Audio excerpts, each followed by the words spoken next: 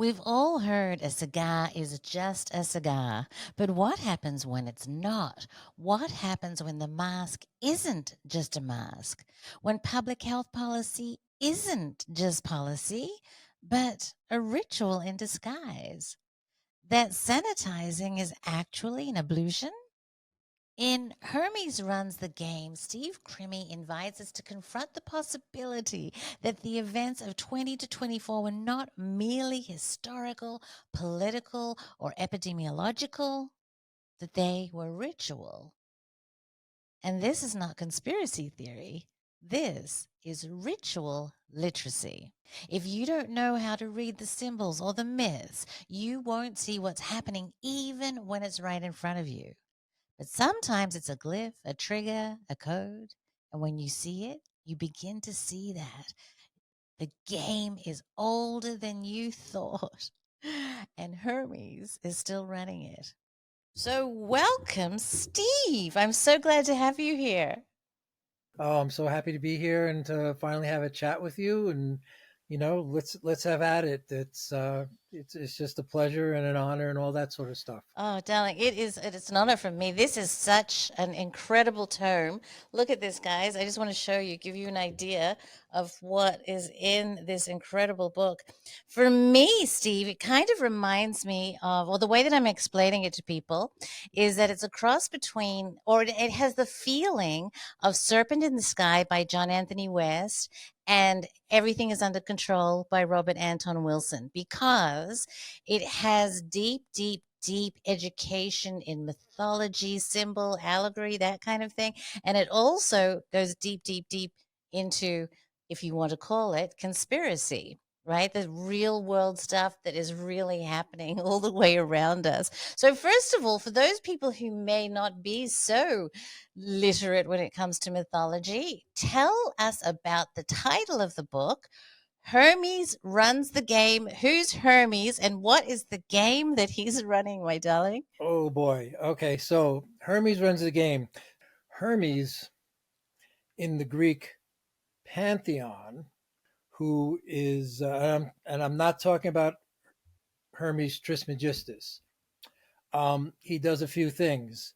But he's considered like the ultimate trickster character, and he's also kind of a presiding deity over magic. He and Hecate, they're very complementary, right? I have this whole section of the book where I bring in Hecate briefly, but they both rule doorways and interesting things like that, and portals and movements through worlds, right? So they're both they're both complementary, but they work the same game, but from the different sides of the spectrum. Okay, so so Hermes runs the game. It came to me kind of in I don't call it something like a vision, something like a download. And what happens is I realize that as we begin the COVID era, all right, I'm writing blogs. And what's happening? So I'm writing these blogs, and I didn't even get to the shots yet. I'm getting on the mask, right? I'm just saying, look, the mask is detrimental. Here's studies that say so. This is stupid. And we're watching. I'm just watching everybody capitulate. And the saddest thing, of course, is not even the fact that they all wearing masks. It was the fact that they got off on it. They got off on telling you to put the mask on. And and some of the worst stuff that we ever saw, and I don't know when it was, like in Australia, New Zealand, and England, were worse than they were here. I mean, you just had police brutalizing, mothers who were wearing the mask. You had all these videos were coming out. So people were reacting to my Substack. There are people that the smarter and the more educated they were, the more they railed against me and this stupid little, even just talking about masks. My, the person who that was the best man at my wedding, saying I was killing children and grandmothers, right? And and so on one hand, these are not ideas that they came up with. These are all the ideas that they were given. So That's one aspect of magic, right?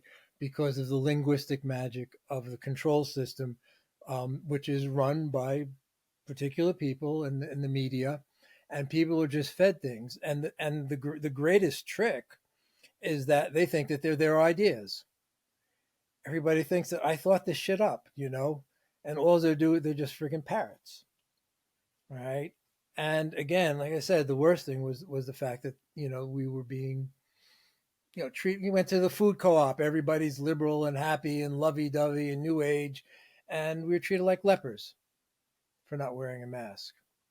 So within that, I just got this download of seeing Hermes, who runs communication, right?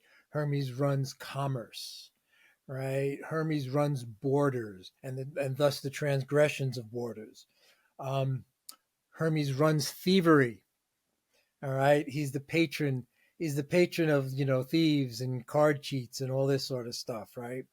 Um, but and the thing about Hermes too is that he was much more connected with people, because he was the head of the agora of the marketplace, right? So I saw all of a sudden that this character Hermes runs through all of this, but not as a character, but as a force, as a power, as an aspect of experience. So this led me to start researching Hermes and researching what he means and the aspect of it. So what I learned also is that Hermes is the inventor of the Greek ritual sacrifice. What Hermes does, he's like an infant, and it's a great story. So I might as well start with it, give you a little myth. He steals Apollo's cattle. So Apollo's cattle are in this particular place. You don't mess with Apollo's cattle, right? They're celestial. They're not just a bunch of cows. These are celestial cows. He steals them. He does all these trickster things so no one can follow him. Takes him to a particular shed, and then he takes two of these huge cows as an infant, and he throws them on their back. He sacrifices them. So then the story continues. Apollo susses him out, follows him home. He runs home. He's Apollo susses him out. He goes back to his house, and he's sitting in his crib, sucking his thumbs. I don't know what you're talking about. All right. So this is he is a day old, and he's pulled off a couple of the greatest tricks ever. All right. So this is the Hermes character that I kind of fell in love with. Right. But his mother even says you're going to be nothing but trouble for both gods and men. All right. So I just started seeing Hermes running through all aspects of this COVID op, but not only, but he ran through all aspects of really Greek life, the sacrifice, and I started exploring what the sacrifice was. But not only that, but like I said, there's the commerce, there's this whole concept of borders, of crossing them, not crossing them, and then of course he's best known as the psychopomp, which means he takes the souls to Hades. So I started saying, so what, so it is what parts of the whole COVID operated in a negative sense are going here, right? So we've got this fake illness, this trick, right? We've got all these aspects to it, the separation. We've got the mask. We've got it happening. This supposedly coming from a market, right? Right. Everything is turned on its ass. It's and wrong. But all the lies are coming through. But he's also the trickster of liars. So is he in on it, or have they just taken his template and used it, because it's fallen through all aspects of our experience very well. So that's I'll stop there for now. That's a good It's a really great introduction. And so I'm just going to kind of summarize this a little bit. From what I understand of what you're saying to me and in the book, is that the various aspects of COVID that we all lived through presented themselves to you in a way that had correlation with a mythic, allegorical, symbolic individual, as in Hermes, and the outcropping of stories that pertain to him. Is that correct? Yep, that's where Okay. it starts.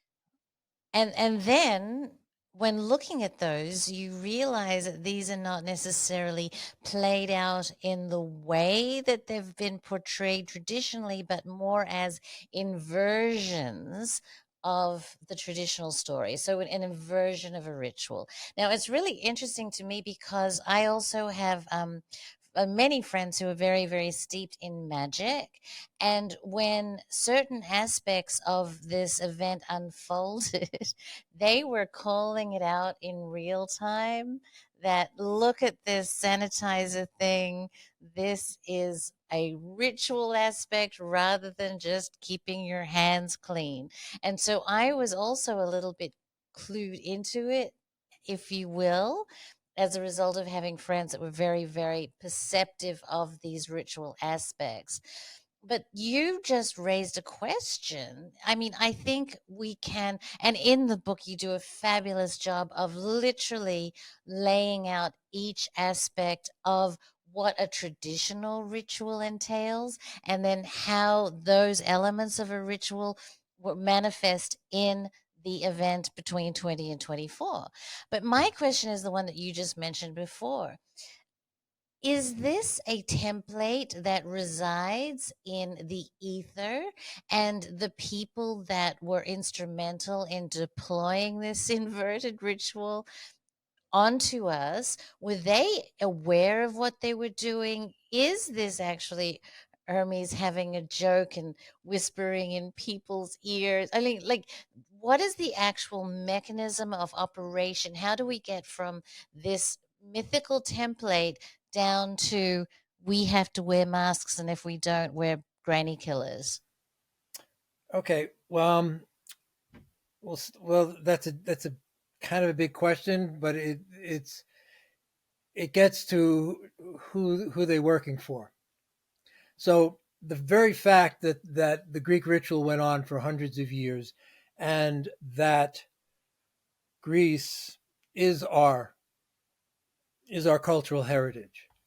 The Greco-Roman world is the cultural heritage of the West, not the Christian world. But the very fact of the Greek the Greeks did the ritual a little differently than everyone else, than they did, for example, in the Middle East. The temples to Yahweh were abattoirs. They had continuous killing. They did, though Yahweh wanted the whole meal. The Greeks shared the meal, and this was part of Hermes and Prometheus. What that mythology was that you shared a meal with the gods. The gods got a certain aspect, and the humans got a certain aspect. And it turns out the gods got the smelly stuff, the stuff that burned because the smoke went up to them, right? And the humans got the food. And there are some scholars that think that like most of the food that was eaten, most of the meat that was eaten in Greece, came from the ritual sacrifice. Okay, in the Middle East, the Sumerians and the Babylonians and all of them, and in the Israelites, they burned the whole animal to Yahweh and to El and to Baal and all, and then occasionally babies too, because apparently that's what their deities liked. And but they burned the whole thing, and the whole thing was the word was used is Holocaust. So Yes. you burn the whole animal to the deity. It's called a Holocaust. That's the Greek word for it. And in Greece, you would only do that on like a really like you're beginning whatever the Trojan War. You would kill like 50 cattle and just burn it completely to Zeus because you really want to get his attention for big things like that, right? the the regular Greek ritual would involve, besides, all the things I describe it in the book, and as you say, each part of it has a correlate and an inversion in the code. Like you said, washing hands. That's called the ablution. In any ritual, you start with washing your hands. Pontius Pilate washes his hands of the deed, of the supposed deed of killing the supposed Jesus of Nazareth, right? But yeah, so what do we have? So we have Purell. We had to wash our hands with toxics, right? Instead of washing with water. What's wrong with water, right? Apparently water wasn't good enough. So again, you're making yourself sick.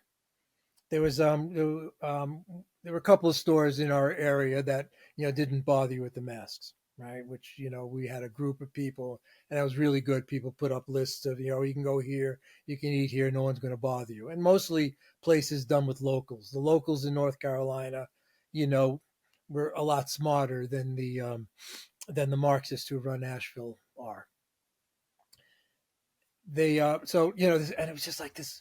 We're coming out of the store, and somebody else pulls out of the store, and he's got like a double mask on, and nitrile gloves, and I don't know what he was picking up a screw or something. I don't know what the hell it was, and he runs into his Subaru, because Subarus are I think when you move to Asheville they give you a Subaru. It's just like one of those Same things. in Australia. Yeah, Australia, right? Well, it's an Australian car, right, or something like that.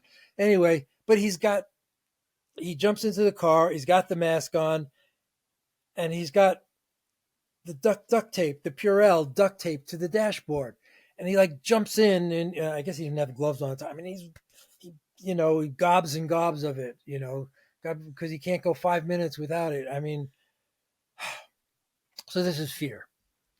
This is the ill magic of fear, right? So as we move to your question, all right, who or what benefits?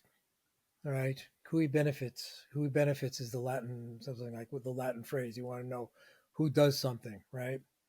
Well, of course, all these various groups that we all have been knowing and hearing about, and can name, they benefit in a certain way. But you keep on banging your head against the wall, because they're destroying the world. And why would I destroy the world? You've got bloody England darkening the skies, while doing the PP dance for solar power. It's insane, right? It is insane. So something doesn't like us. Now, so then that begs that question. So there's a certain archetype or pattern of these repeated rituals going on and on and on exists in the ethers, morphogenic field, however you want to call it. All right. But they exist. These rituals, these myths, they exist. Myths are living. They're not something that happened long ago. All these myths that I write about, they're going on now. They continuously go on. All right. So this is an important thing to understand with the Greeks. What Christianity brings in, they bring in a myth, but it's a one and done myth, right? Jesus sacrificed his sin. That's all I got to do is believe, end of story. And I get my reward at the end of the car wash. So it's so that's what they bring, and that's what they twisted from Greek time, which is of course cyclical. Indian time is cyclical. Yugas, the ages, all the ancient traditional traditions. They're cyclical. The Abrahamic is linear, right? So we go into this end game. This end game is called in the business eschatology, right? So it's his end, and then this judgment, this final judgment, and all this other crap, all right, that I think is crap. So so it's these things happen. Like, so we discussed at one point previously, Peter Kingsley, somebody I work with, and he read his book, and he was telling me once he wrote his book, and then when he was done writing it, he saw these incredible patterns in it, The pages were X long, that sort of thing. People have done studies of Shakespeare, right? And they'll find like they count up all the words. The middle word is center, in Macbeth, I think it is. I can't exactly remember. So these things, it's like I don't feel like, and when I'm writing, I don't feel like I'm writing. I don't got a plan. I have a muse, and the muse is the muse of comedy. Her name is Talia, Thalia, and I write an invocation to her in the book. So so these patterns are in us, around us, because there's nothing you can say, ethers or whatever, but there's nothing that's not here now within us. It's all here, heaven, hell, everything. It's cool because it's all there is. All right. Not that we have access, and then if we did, we'd be probably going nuts, you know. Um, but but it's always there. So my take, and I had one experience where I'm pretty sure I encountered an archon, and my experience of it was very powerful and very dumb, and didn't even and it's like I was in a I was in a mega church for a ceremony, and all of a sudden they thought they were in my idea is that they thought they were encountering Christ, but they encountered this really powerful, really dumb being. And like I came out of nowhere for me, and I was like, "Holy shit, Scotty, put up the shields!" This is this is serious stuff. I don't even think it noticed me, but so the general take on archons, and you can read John Lamb Lash, Not in His Image, which is a really good book actually for this. That and that how they get created is a whole other story. I won't go into that, but they came in with this creation as sort of a mistake, as an accident, and they cannot enter the sphere the way we do. They cannot enter our our construct, our cosmos, but they can enter our minds as a as a tick or as a parasite. So because our minds operate on another level, so they can enter that and they can influence that. And what they do is they can access all of these patterns that we inhabit, semi-consciously, unless you do a study of it. And once they do that, they can and because they can't create themselves, so they have to take our creative input and invert it and mess with it somehow. So that is my best guess, given everything that I've known and experienced, as to who we're working for. They're working for. So they're working for these somehow beings or whatever they are, who feed off of negativity. They feed off of fear. They feed off of hate. They feed off of jealousy. That's why we see it everywhere. Human mammals, they're not bred for that. We're not born for that. We're born, get drunk once in a while and have a little, have a nice pizza, for Christ's sakes, but, we're not bred for hating, killing, murdering. It just doesn't but we have been that far taken over, and you see it plays out over and over and over again. And so the only way us as individuals can get to it, like your friends who saw through it, the only way to see through it is to learn the trick and to learn how the trick is done, right? Just like any magic trick, some stage magician, they have a trick. Once you know the trick, you're not awed in the same way. The lady isn't floating, the hoops are going through them. I'll tell you a quick story, then I'll let you pipe in. So I had my father and his two brothers, when we were growing up, they all did card tricks, and I just get a kick out of it. So whenever, whatever, they were all over for whatever, some holiday or something like that, I'd have my high school friends would come over, and they would all be like, with their card decks out, and running tricks on my friends, and they all were good, right? And then at some point they started teaching me the tricks, so I learned how to do them. I never practiced enough to do them. But there was one trick that my father did, which was incredible. And they're Italians, they're all Sicilians, and they played a game called Pinochle. The Sicilians, they would play it as much as they can. They love it's like bridge, except with points rather than tricks.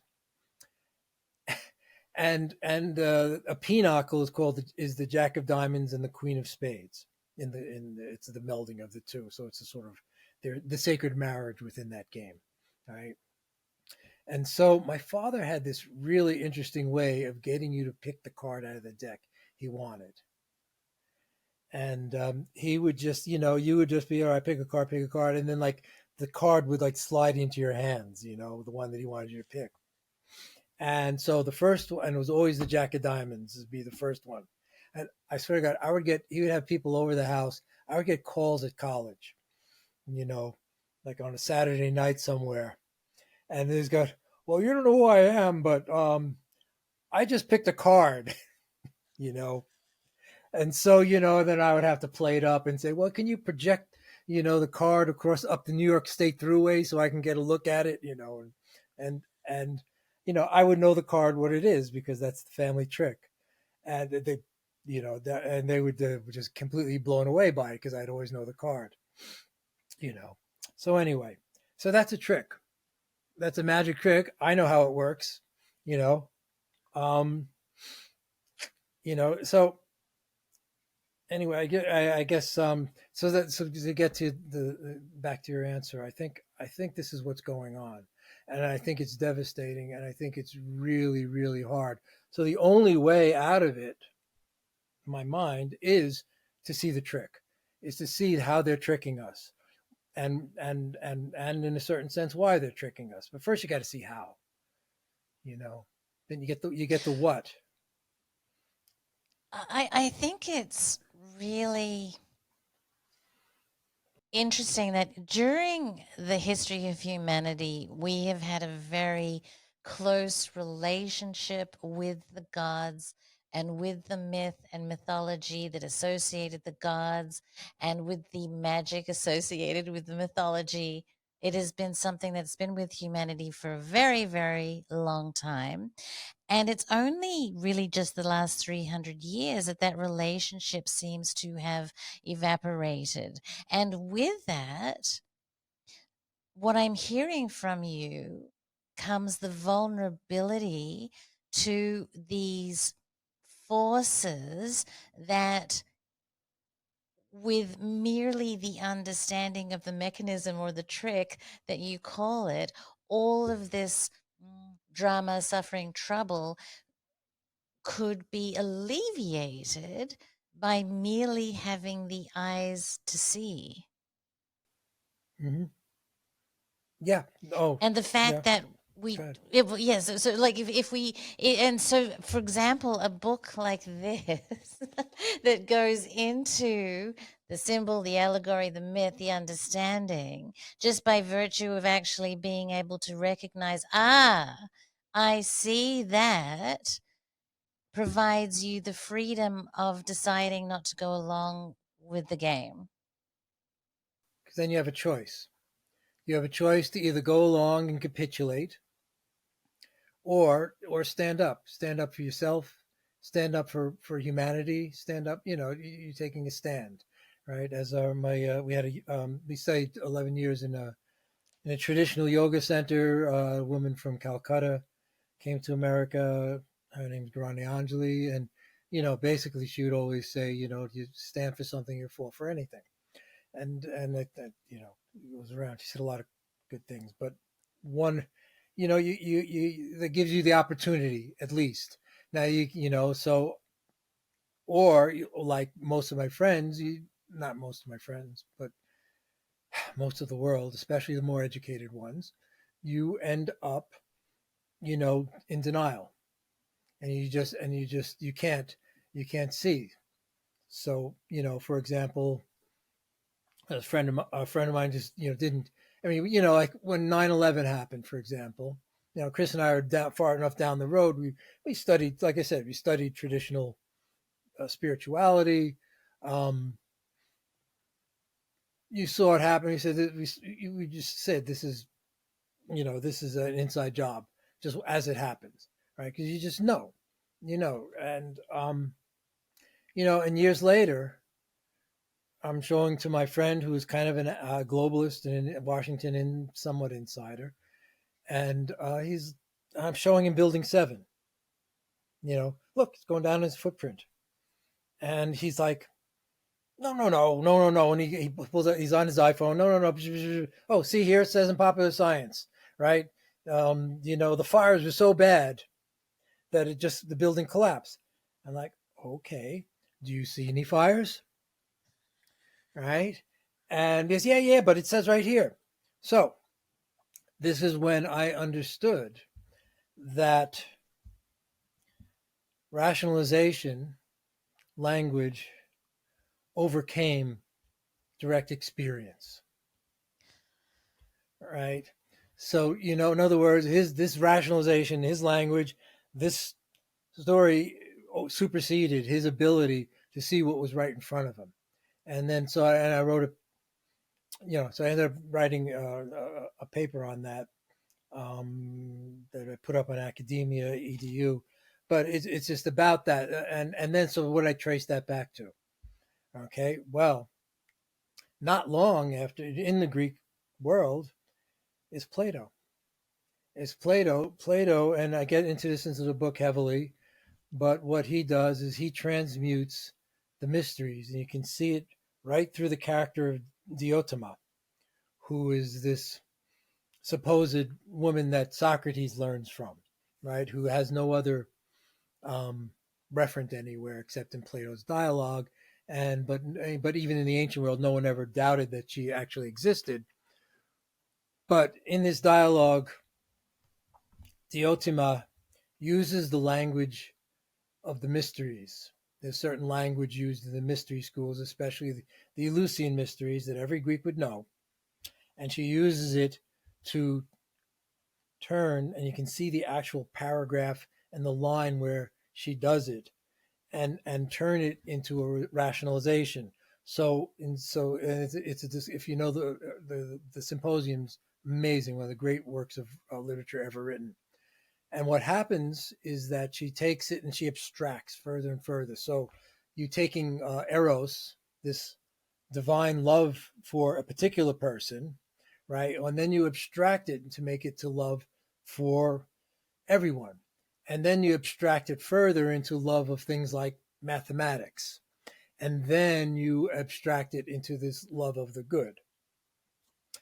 And everyone says, oh, that's wonderful, and this is the path, and this is the way to do things. Well, I'm not sure, but I don't think one fucking person got enlightened through Plato. There's like nobody who's taken the path of rationalism, because you can't get to the real through thought. All right, you can't get there yet. But this is the game of all philosophy since Plato, and then Aristotle again turns it into this particular kind of logic, and again it's rationalism, which in my mind it means that you can get there through thinking, but you can't. The Eleusinian mysteries went for 1,000 years. No one revealed the secret. Why? Because you can't reveal the secret. You can talk about it, you can mess around with it, but if you have a blowout experience as a divine, you like, what are you going to say, right? It's like even trying to explain an orgasm, like you mentioned before, to somebody Right. that's never had one, right? Like there's just no words. Like, okay, your whole body, like unless you've had an orgasm, you cannot communicate that. So it's the same kind of idea. Yes, yes. I mean, in fact, all experience, and this is also why, these thoughts of AI are there's a fallacy inherent in all of them, and the fallacy is that machines can have an experience, and it's a complete fallacy. and God bless, Elon Musk and Harari and Ray Kurzweil, and All my favorite people. and God bless you. I'd love you to be like sucked into a machine somewhere and disappear, but it's not going to happen. You're not going to get your consciousness into a machine. It can't happen because the presupposition of all that is that everything comes from the meat brain. Every aspect, consciousness, experience, dreams, magic, mythology, everything for them comes from neurons firing, and that's it. Well, Pythagoras didn't need neurons. You know, the Buddha did not need neurons to get enlightened, right? He needed stillness. Pythagoras needed stillness, called hesychia in Greek, is the Greek word, or the practice. The practice called incubation, which is not a Greek word, but that's the practice, right? And you lie in complete and absolute stillness, and then when you're out of the fucking way, I'm sorry, I'm cursing. When you're out of It's the okay. way, the divine comes to you in that stillness because you have to be gone. You have to still your ego. So that's all the practices are about that, whether stilling it, whether it's drumming, you know, James Hillman loves the fact, thinks that only drugs were involved with it, but I think it was a bunch of other things going on too. But that was, I think that's involved too. But what happens with, go ahead.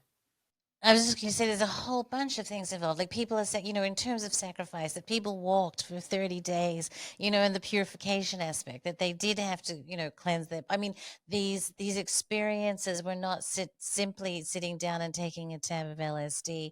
There was a whole infrastructure around these experiences. And not that sitting down and taking LSD or a mushroom can give us a taste of that experience, but these traditional mystery schools did have an infrastructure to enable these events to occur more frequently. Yes. Right. But So, I want yeah. to just go Okay. back to this question, though, because I Hmm. will come back to this. But you were talking about a friend of yours that can't see with his eyes.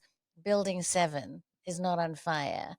And I can point to chemtrails in the sky, and people cannot see them with their eyes. So you go back to Plato was the father of rational thinking, and that it was the impetus for the decline of our understanding, yet not seeing chemtrails is not rational. How do you align the rationality that Plato brought in with the irrationality of not seeing things before your eyes? Well, it is rational for them because it's irrational for somebody to be spraying our skies with poisons in order to make all of humanity sick.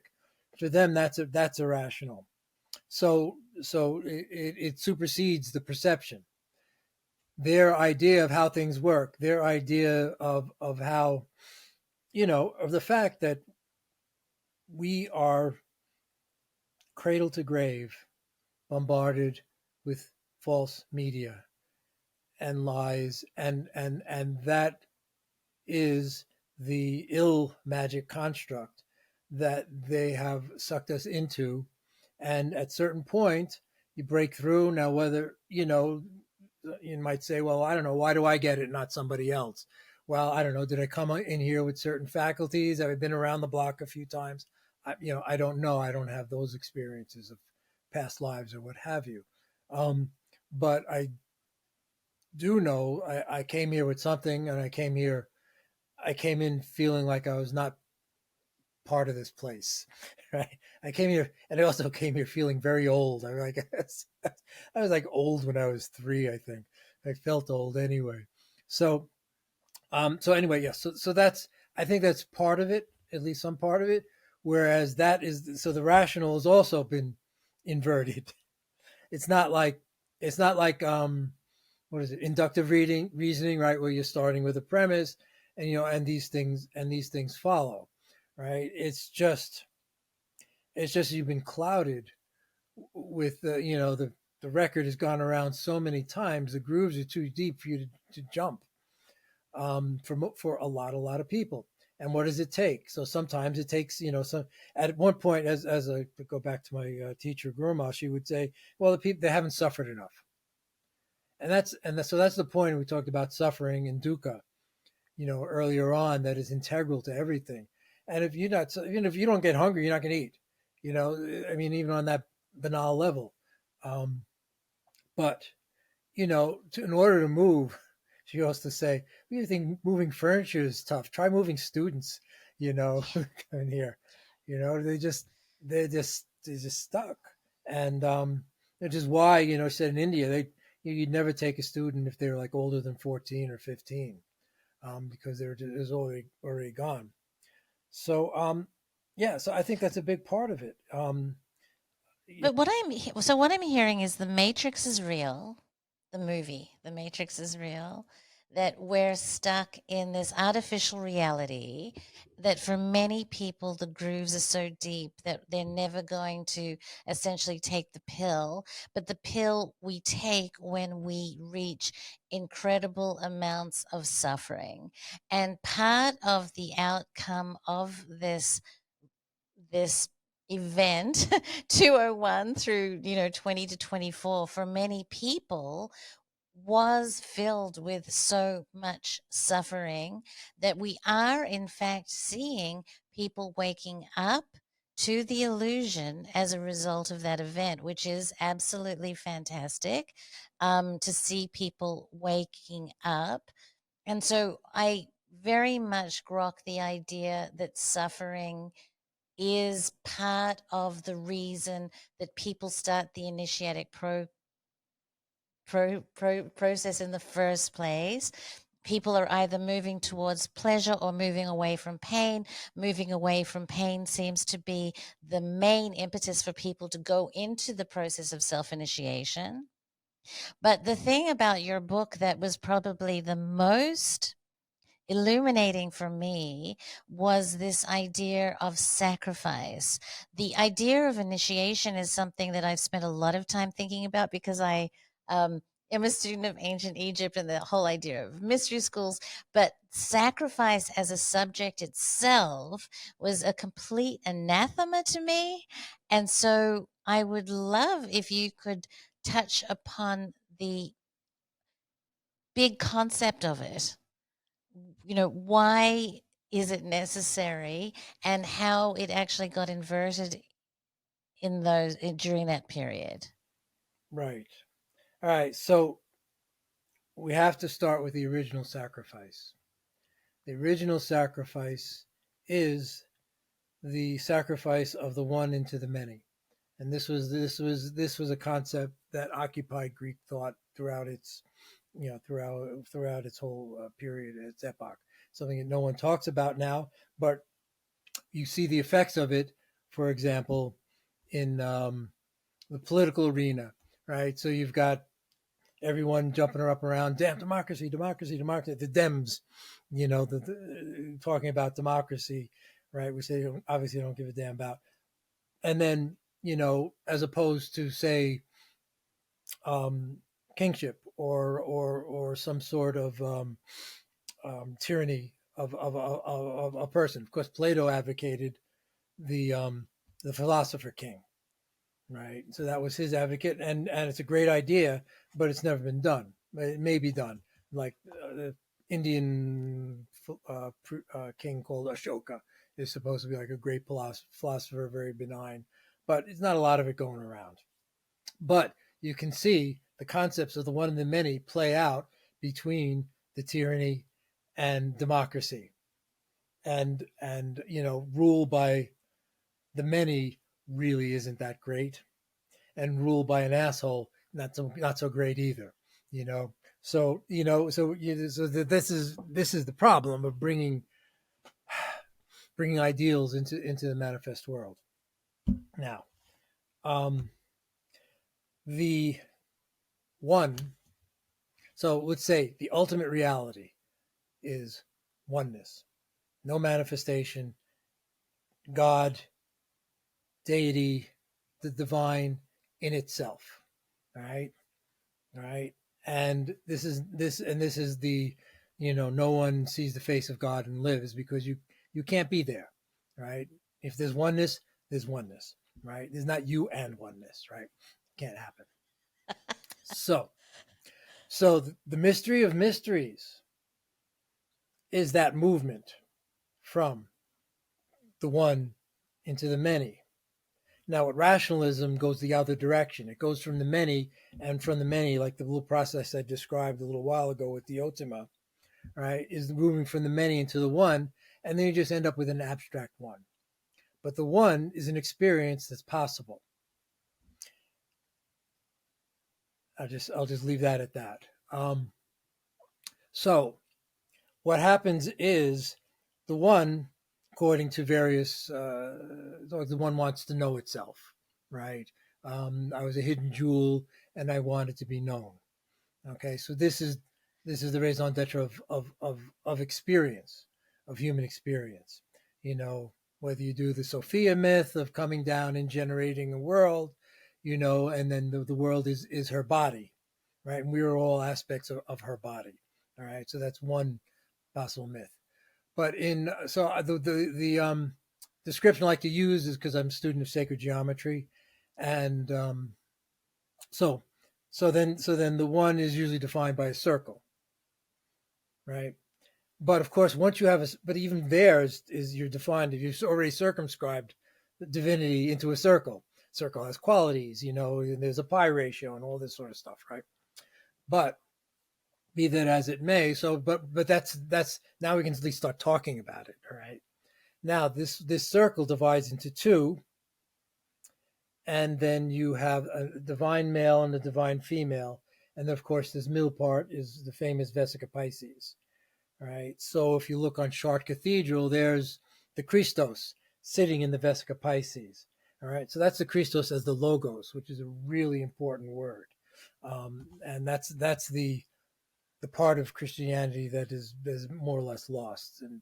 But that's I'll get to that. But the deal is, all right, so within this Vesica Pisces are all the ratios you need. You get square root of 2, square root of 3, the phi ratio. The phi ratio, of course, is the one upon which this world is constructed, especially the human world.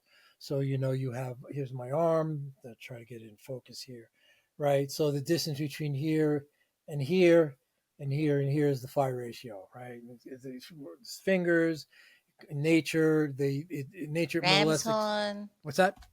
The ram's horn, the Yes, pineapple. ram's horn yes. is a spiral, is a Sunflower. I can't figure out how to face my arm to this. So yeah, it's the same thing there, right? So it's there. The pine cone is 34 one direction, 55 the other direction. Okay, no, pine cone. No, that's a sunflower seed.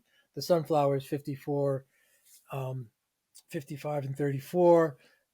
Pine cone is 12 and 8, and these are all Fibonacci numbers. Fibonacci numbers approximate the phi ratio. So in this world, we have numbers. In the imaginal realm, in the is where we have the ratios that the transcendental numbers that that go on, phi, pi, all these numbers that go on forever. Poor computers that they still trying to run them for 8 billion digits. Not getting tired yet. So that the world gets constructed. So the closer we are to those particular ratios right at the beginning of creation, right? So those are transcendental numbers. Those are the sacred numbers. The more in harmony we are with the divine, all right? And the more that we bust out into those things. So those same ratios, we talk about Hermes inventing the lyre. Well, it was tuned to those same ratios. And each of the planets are tuned traditionally to those ratios, right? And you can do there's a great book. It's called The Little Book of Coincidences. Yes, I love that. Yeah, and so there, you show how those ratios show up in the relationships of the planets to each other. The 5 to 3 is big between, was it Earth and Venus, I think, how that works, and on and on and on. It's a great book. There's another one called, too, The Beginner's Guide to Constructing the Universe. Right, Michael Schneider. Michael Schneider, yes, that's another great book. Yeah. So, so 25 years ago, I kind of hung out with some of these people, Keith Critchlow being the main one. And we had a little sacred geometry study group, and we were able to work with him, and we had him come here, and we did the drawings for more or less an extended week. And I tell you, at the end of the time, is seeing the world differently. And then we were lucky enough to go to Chartres Cathedral and study. Here you go. Here's the portal. Here's how you draw it. Here's the rose windows. Here's how you draw it. Here's how it goes. And it is very transformative. So again, those are the things talk about. You know, it's a study that every freaking high school should have. That's people sitting there, bang their head against the wall. They got to study geometrical theorems, and prove what seems to be obvious to them, right? There's a famous story between I probably won't get it right, between William Blake and Thomas oh gosh, so Thomas Talbot. He translated all of he's the first person to translate Plato into English, right? Oh, okay. And also he translated the geometry guys. He translated all these guys into English, and so they're hanging out together, and Thomas Taylor, and he's saying, well, look, see, you have two angles here, and then the opposite angle, is equals the distance between the two of them, and William Blake is, I can bloody well see it. I don't need to prove it, is that sort of thing, right? So the ancient world. So we're talking about the Vedic world. We're talking about the Celtic bardic world. We're talking about the Aboriginal world. The ancient world, they, especially, so the Vedic world, something I know about. And then the Greek world with the sacrifice, they would do songs. They would chant. They chanted their sacred world into existence, and you had to do it continuously. The Vedic poems are not just poems, right? They're actually they have a mathematical aspect to it. They have they have ratios involved with them. There's all sorts of things that we haven't a clue about going on in the Vedic poems, and this is what they chanted, right? And this is the world they chanted into existed because it was close to these harmonies, ratios, and proportions that are very close to the creation of the cosmos. Okay, so I'm going to stop you there for a second, just so that I'm clear. All right, so for example, I am aware of the Indigenous Australians, and they um, believe in this dream time phenomena, and they very much believe in, as you said, speaking the world into existence through these songs.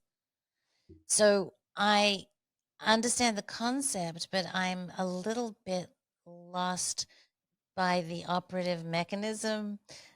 If we have all of these ancient cultures, what do you mean by do you mean that they're harmonizing this existing reality with the archetypal reality by chanting these, or do you mean something else altogether?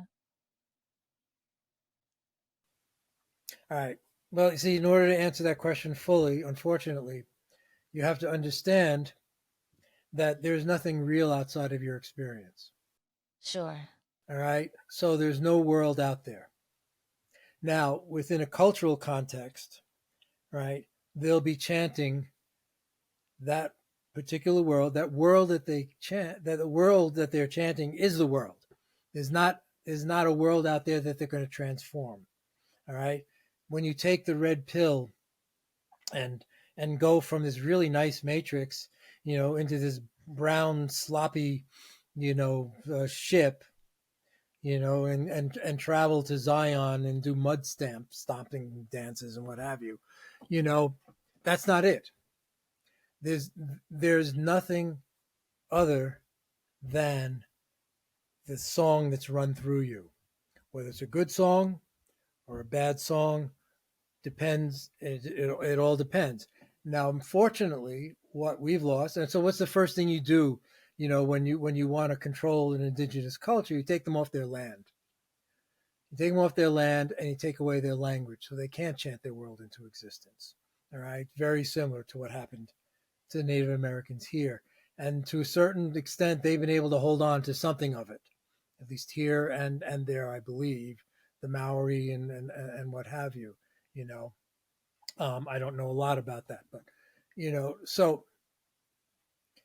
the sad thing, the tragic thing, the grievous thing is that Western culture has lost it, except for this these tiny little shoots coming up through the tarmac because they have to.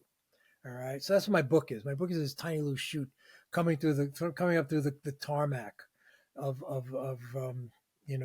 Western encrustedness, and say yes, there is something under this, but you got to fucking relieve. You got to get rid of the tarmac first and see what's under here before just the fact you get to the fact that there's something under here, that there's something initial in Western civilization. All civilizations start in revelation, in divine. All great civilizations, true civilizations.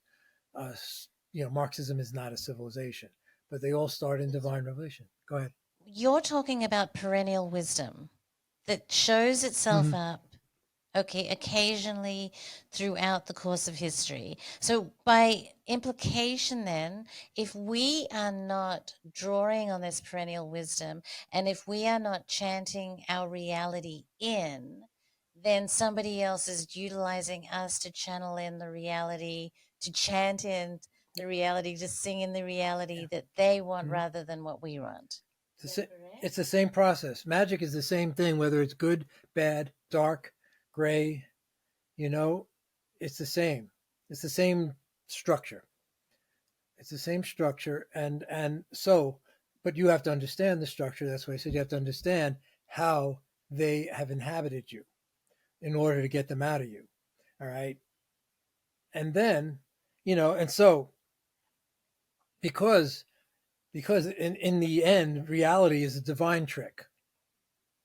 And that's very hermetic. And reality itself is divine trick because there's really only oneness. This is the teaching at the beginning of Western civilization, poem written by Parmenides, or yes, coming through Parmenides, all right, which is just an incredible poem where she's unnamed, she's only called Thea, the goddess. But if it's you're going underworld, who are you going to meet? You're going to meet Persephone, who did not like to be called Persephone. She liked to be called Thea or Thea. So the poem, she gives him the rules of being, and they say, well, this is logic, and everything goes back to being itself. There's only being. It's one. It's endless. It's beginningless. All these sort of things, right? But just for you, because I like you, Parmenides, I'm going to give you the rules of the game. And I'm going to make you the best and the smartest. Yeah, the Earth's round. Yeah, there's these Tropic of Cancer, Tropic of Capricorn. We got all these things going on in it. That part of the poem is mostly lost, but there have aspects of it, right? But he goes into the stillness. He's taken. It's all women. It's all divine. The daughters of the sun bring him down on chariots. He goes through the gates of heaven and hell that squeak a certain way, and that's the sound of the shrinks. I get into that in the book too. There's lots of details, and she extends her right hand, which is the hand of healing, not the left hand. So she teaches him both being and how to approach the world. And it's called metis in Greek. It's a very important word, metis, and it's like it's navigational cunning.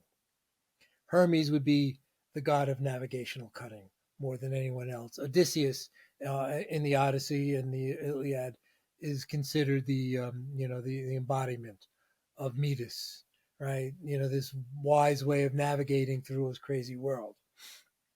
And these poems were incantational. They were incanted.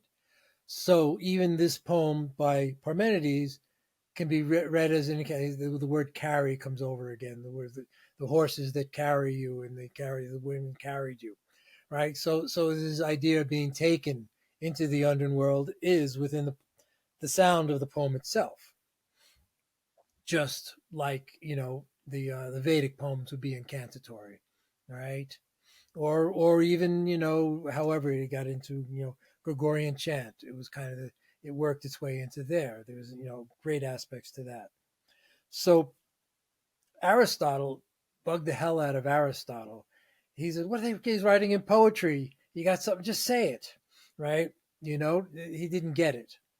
His Aristotle's like the biggest canard in Western civilization. But I know people who like him, so I shouldn't. I have lost friends over my critique of Plato. By the way. Well, I think it started with Kingsley, right? He was the first one that drew attention to the fact that he was, in fact, incredibly destructive to the Western mysticism or school of mysticism. Yeah. Yeah, and I quote Kingsley a few times when it's important, and his understanding of Plato definitely informs mine. I readily admit that I was able to study with him for a number of years and do incubations with him and his wife. Chris and I both went for a number of years, and I had some really substantial mystical experiences within doing incubation. All right.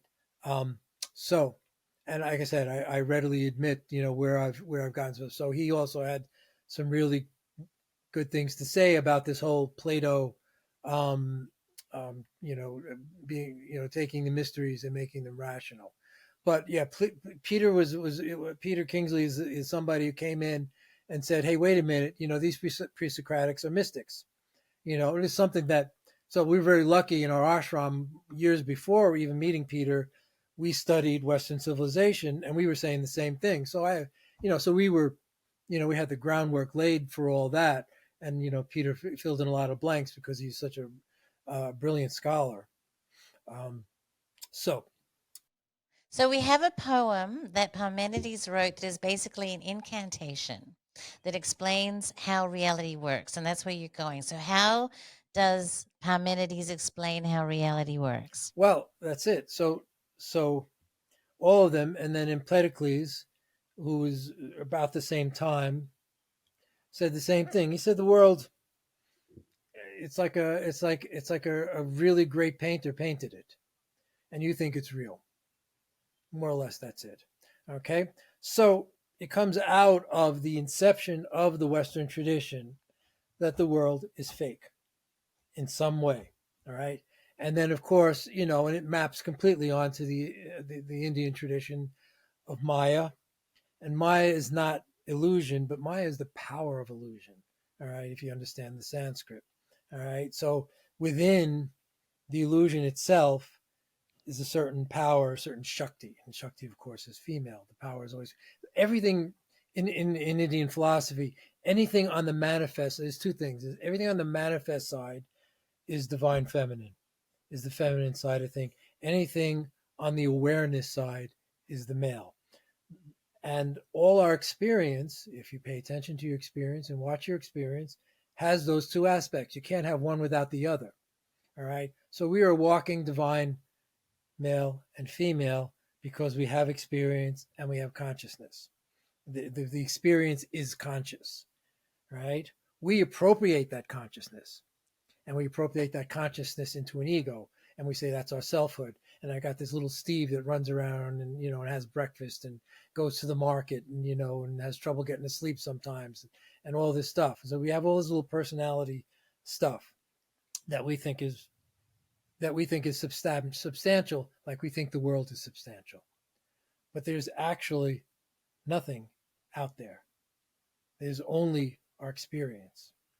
And wherever, my car doesn't exist unless I think about it, or unless I run into it, unless somehow it engages in my experience, because thought is also on the side of manifestation, right? As is mystical experience, So with a mystical experience, you're going to get a taste, you can get a trace. And when you have that, all of the world becomes a little fuzzy.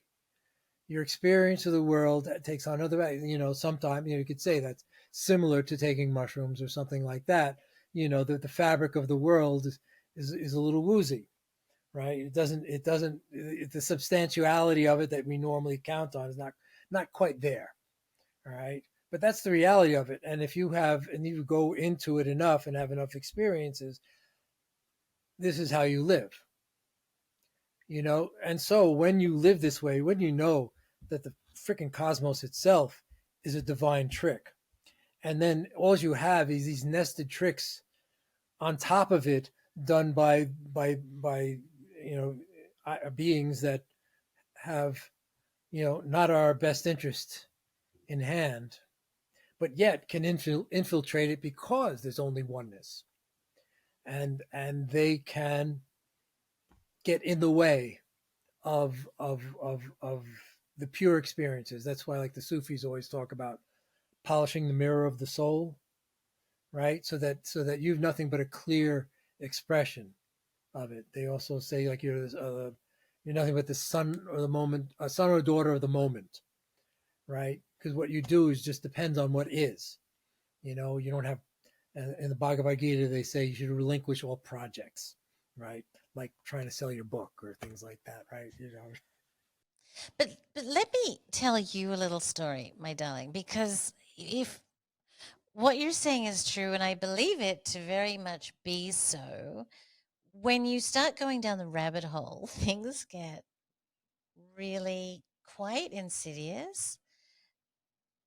I interviewed a gentleman by the name of Dr. Michael Nels, who was talking about the idea that the people, the powers that be, understand the mechanism of the brain so well that they are able to replace our own inner dialogue and memories with narrative that they have concocted through a combination of fear, repetitive messaging, getting people tired, and as he explained it, having your mental immune system become eroded.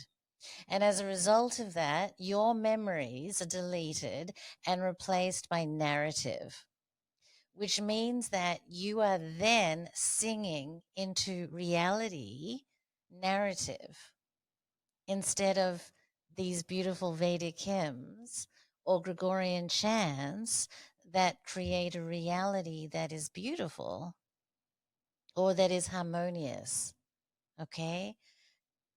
If this is medically proven. And so what we're seeing here is a very sophisticated manipulation of the organism of creation that, if people can't see chemtrails, how on earth are they going to see that this is going on? It's rough out there, isn't it? So, yes, so that is true. And all right, so one of the things that's necessary for that to be accomplished is trauma. Yes, trauma. Yes. And so we talk about, and the inversion itself is a trauma. 9/11 was a trauma. You can see that for America, JFK is like a series. You can go from JFK to 9/11 to COVID. These are traumas acting on the same way, and one, you're susceptible. So we're talking about the large scale MK Ultra messing with people. All right. So yes. So it takes the trauma. So it's weird because, like I said, both directions. Now, if you want to escape from the trauma, it takes a trauma of some kind, and sometimes it's self-induced or something. All right.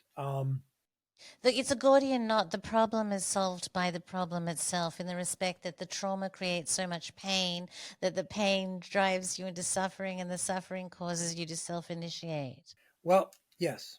So you can't get there. Yeah, and that's the. Let me The read good the. news.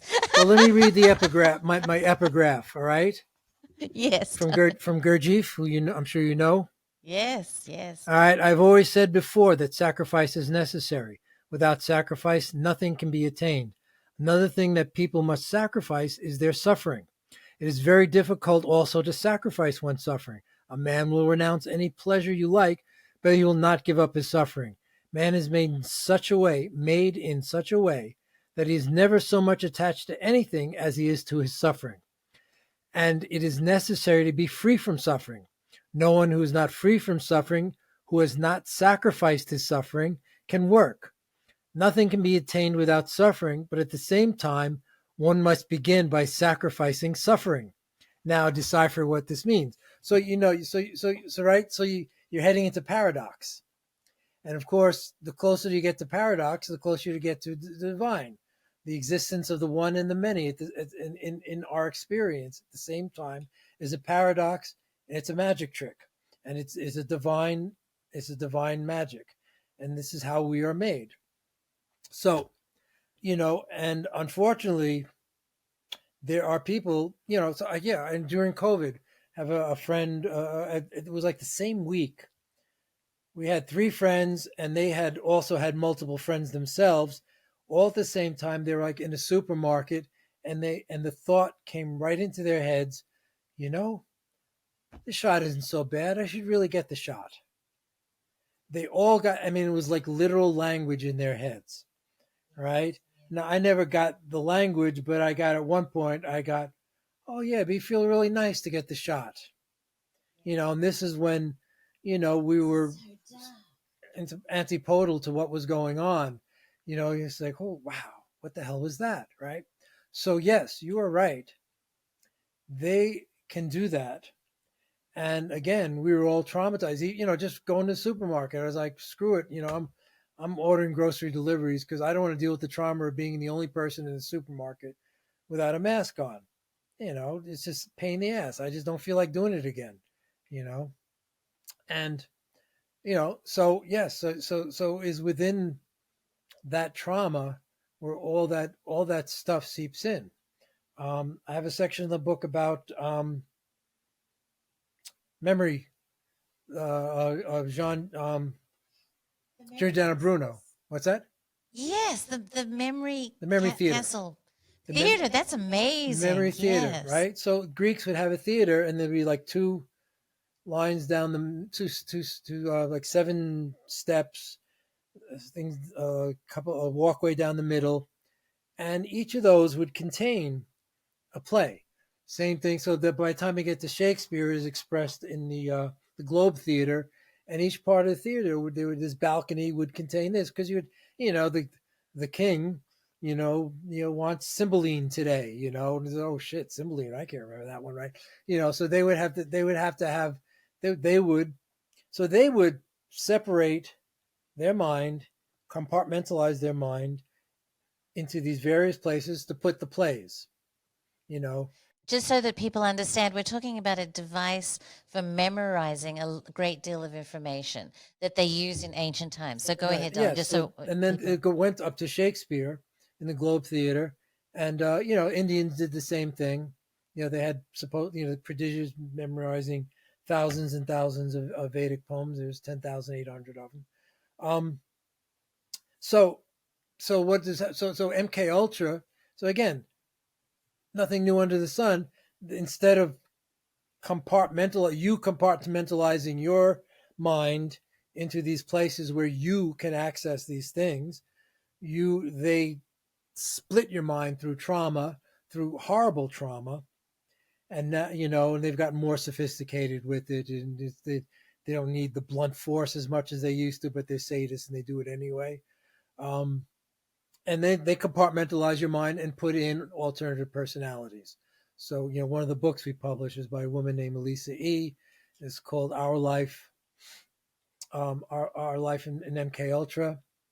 I think I'm not getting the title perfectly correct, but anyway, and she is the most closest you're going to get to understanding what it's like to have your mind split apart like that, and to try to put it back together. I mean, she's a brave, brave, brave woman, but she did it, as best as she could, and she had the blessing and the divine help, and she works a lot with Steinerian language, because that deals with a lot of the dark stuff. So it's like the same thing. It's all friggin' psychology too. Why do you think psychology was even invented? You know? Don't get me so we'd have Netflix now to do mind control. Yes. Yes. Well, who's running Netflix? They got the Obamas in there, and Exactly. what's Well, the nephew of Bernays was the nephew of Freud. The nephew of Bernays runs Yes, Netflix. yes, yes. I It's like recently found that out, or maybe I was listening to you. one Yeah.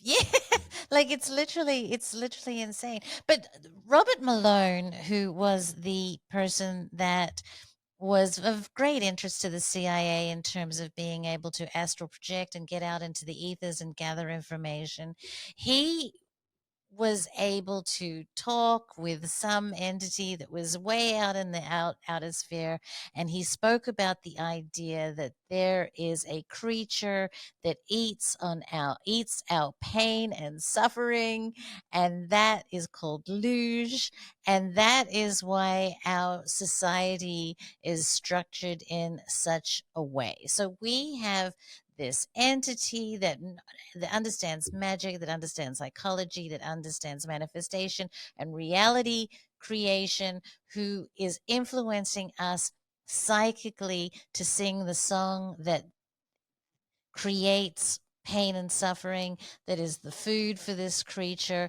And all we have to do is see it That's a start. Yeah. and sing a different song. Right. Right. And that's really hard, but it's really all there It's is what to is it? What do do. they say? It's simple but not easy. Hmm. Right. So yeah. So I mean, I consider my if I have a spiritual practice anymore because I think I'm done practicing. I think I'm doing, you know, and at least I like to think that. Um, that is to not feed them, Yes, Lush. not feed them. Is not to Yes. feed. That's what my practice is, and that in itself is not easy because everything is designed.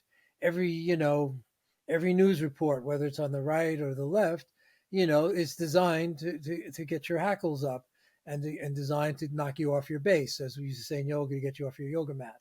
You got to get back on the mat. You get off, knocked off. You get back on, knocked off, get back on, and this is what kind of what we're left with because it is like I had a number of people think the Kali Yuga is over, and yeah, I'm not sure I'm down with that, because it's not getting better, and maybe because it is a yuga and because it's a cycle, it has to end in the way of all cycles, and they always end in some sort of catastrophe. That's law. So the Mahabharata, the Trojan War, is the end of like the third cycle, moving into the Iron Age or the Kali Yuga, and that's what they were about, and for us, to go against the prevailing myth, which is the myth of progress, which is a complete canard, starting with the grandfather of Aldous Huxley and Julian Huxley, I think Thomas Huxley, who's known as um, Darwin's bulldog. All right. So what he does is turn. So what they do is they turn Darwinism, which has nearly no, um, it hardly has any scientific validity of this about long term changes and things like that, right? Um, but they decided to make that a human thing. So they moved it out from animal and it became this human thing, what's called, Survival of the consciousness. fittest. Well, survival, yeah, because Darwin only adopts that later after they take it from him and make it survival of the fittest, but of course it's survival of the fit. And anyone who knows how trees work knows that, the overcover who has getting all the sunlight feeds the understory, because they know what that they need what's coming next. You know, People in ancient times, you planted olive trees that they knew would not fruit in their lifetime. They planted them for their grandchildren. All right, so that's they had the long picture and the long picture of cycles and things like that. You know, so we're, so it's so where what's left for us, is to try to talk about it, carry what little light we have, because I'm not freaking Pythagoras. I mean, these guys, these guys were plugged in fully, the Buddha and all these great teachers that carry the wisdom through past ages. you know I'm you and I are kind of just grabbing on what we can, and what we can find, and bring that light into our experience and carry it through, and then because what's next? The light can't not exist. Just one more thing, and I'm sorry. Yeah, the light can't not exist. The light has to exist. The world does not exist with it. The divine light that informs everything has to exist, or it'd be just poof. Try again. So I'm sorry. No, all I was going to say is you just said basically this. You said the same thing in a different way, and that is yet we're compelled to do it.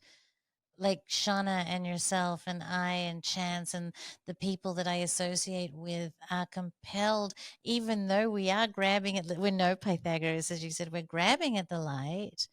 We're compelled to shine it. Yeah, that's it. I mean, it's like in writing the book. I'm compelled. Um, and I tell Chris, if I come up with another idea for a book, please, put a pillow over my head. Everybody always says that after the book, and then Right. a few 6 months And then later, it's there's like, another book oh, on the I've got way. another idea for a book. Yeah, maybe a comic book. I don't know. Everybody wants to get into Oh comic. no, I've got plans for you, my dear. I've got plans for you. Oh boy, what Honestly, fun! just after this conversation. So But it's this has been um as I said, look, magical Egypt. I've been kind of working in the Egyptian pantheon and the sacred geometry there and the number systems there. And uh, for me, the biggest lesson that came out of ancient Egypt was the idea that we are the most material culture ever trying to understand the least material. And so that was a big eye opener for me. And I have to admit, there's a lot of just meat and potatoes from like a mythological perspective that I had no idea about. Like I didn't understand Persephone, and I had an idea about Hermes because I'm married to a Gemini, but like I mean, this is just Shauna called it a mystery school in a book, and it really truly is, Steve. It's a monumental undertaking that you have done here because I really feel that, like, after reading this, my grasp on the fundamental underlying superstructure of reality has increased significantly because I feel like these things are the underpinning of reality. And so without those, you're floating in ignorance. And so I feel so grateful that you that you did this and that you took the time. that is so kind. That is really kind of you to say that. I really appreciate it. The fact that that a handful of people have gotten something out of it. It really means a lot because then the whole point of doing it. That's the whole point of doing it. I don't. I I'm not a good seller of myself. I'm not. And the fact and then I'll say this about Shona and calling it a excuse me mystery school.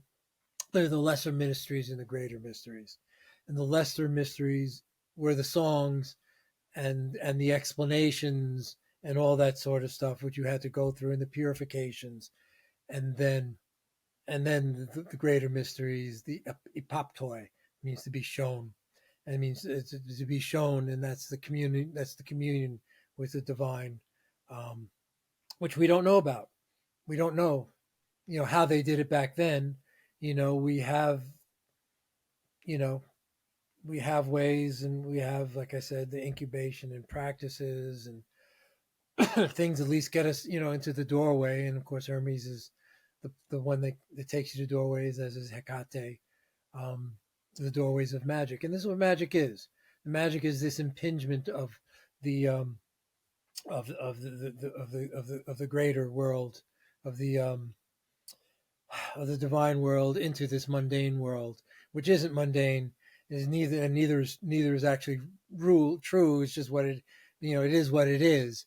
But we've this is where we're stuck when we're stuck in an extremely materialist um, world, and so just grasping at what's there. Like I said, you've been working, with what's going on. There's Egypt. There's so much there, and that we haven't a clue about, you know, and you know, whatever's everybody's getting all excited about what's theoretically underneath it.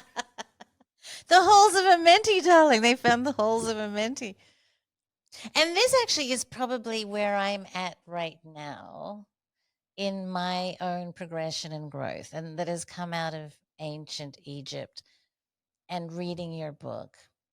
Is that, like you were talking about, there's reality and then there's this other magical reality, and they're both not real, but they are real. There's a paradox there. But for most of my life I've been in what I call the materialistic prison paradigm, and since I've opened my eyes, I now have a foot in both of the non-reality realities. Okay, so that I have a richer overlay of myth, symbol, and allegory that enables me to see the reality in a deeper light. I have greater understanding of the mechanisms of these non-reality realities, and it enables me at the very least to have more meaning at the very least. Yeah, well, it informs. Your experience is always informed with something, right? And it's Yes. informed with material desires, and then that's where you act. That's where your life is, and that's what your life is, right? And if you're informed with the sacred, with the divine, and the fact, even if you've had little glimpses, then it's to nurture them. Our yoga teacher, Gene Kelly, who I dedicate the book to, who died during this fiasco. Um, it's like wine. It's like making wine. Even if you have if you had a certain experiences, and you have to keep cultivating them, or they die in some way, shape, or form. So either it's reading, whatever, practicing meditation, gardening with a certain intention, whatever happens to work, and that's kind of what we're left with. Um, and because there's no salvation from without. Your salvation is always from within, and it's always a realization. The realization is salvation itself. You know. I love that. And I love the piece about intention as well. You can be, I saw a video of a monk making bread with the correct intention, like the most mundane process on earth, but yet imbued with intention. It is a spiritual practice. And if we can live our lives like that, then Yeah. Did you ever see a movie called Jiro Dreams of Sushi? yes, Right. So there's yes. so there's I mean, for one thing I always remember is like the guy who's making rice. Oh yeah, it's pretty good. Make it again. He's like 10 years making rice. Right. But the best part, and this is how I feel, is the food critic who's coming to at the end of the movie is coming to taste his. He's like, oh, I don't know if my palate is up to Jiro's sushi, you know, and it's brilliant. But that's how I feel. Is like my book, up to the topic. Darling, your book is, as I said, your book. Okay, your book is Revelation. So, thank you, darling. Thank you so much. Why don't you tell the lovely folks at home how do they get this amazing Okay, tome, my darling? so we have a publishing company. It's called Logo Sophia, Logosophia, and if you don't have the links, I'll send them to you. Um, I'm going to and put them all underneath the so video. it's logo. So it's the logos. I didn't never got into the logos, but that's for another chat. Logos is extremely important. Logo Sophia Books, one word, .com. That's the name of our publishing company. My books, I have an earlier book called Katabatic Wind, which is in essence about it's essays having to do with the divine feminine underground system. It's related to this, but this is much more sophisticated, I think. And we have like 25 or so books that we've published since 2008. You are the publisher of the fabulous Shona Holmes book as well. And Shona Holmes, we've published 3 of her books, and very proud to do that. So yeah, so it's a and so buy off the website. That's how we make a living. You buy off of Amazon, we get like a quarter. You buy off of us. Go direct, people. What? Yes. Yeah. So go to the website, buy from that. We pack them ourselves. If you buy my book from the website, I'll sign it for you, and so you'll get the esoteric imprint of my signature on there, and it's always makes it much more valuable. It does, darling. It is juicy, my lovelies. I cannot recommend it. I cannot recommend it enough. So please. And I have a Substack that I also. Yes, you do have a fabulous Substack. So that keeps me busy, and gardening, and it's the best thing. Yeah, the most busy you can get is retiring. Yeah. Well, if you're one of those people that have passion for life, indeed, because there's never enough moments in the day to get all the stuff done. Well, I just want to thank you so much, Steve. It was lovely talking to you. Thank you for the book. It is a gift to humanity. It's God's work, my friend. And I just hope everybody out there will go and have a look at least, very least, get onto this gentleman's fine Substack. But really, truly, this is a remarkable text. I should also mention it's in full color, which is why it costs lots of money. Let's go with the Anim. So some of the images here is stunning. It's printed on thick paper. So that's why the book costs $40, because the freaking book costs over $20 to print. I mean, that's the reality of being an independent publisher. I'm not publishing, I'm not printing 1,000 books in China, on crappy paper that has stuff that gets on your fingers.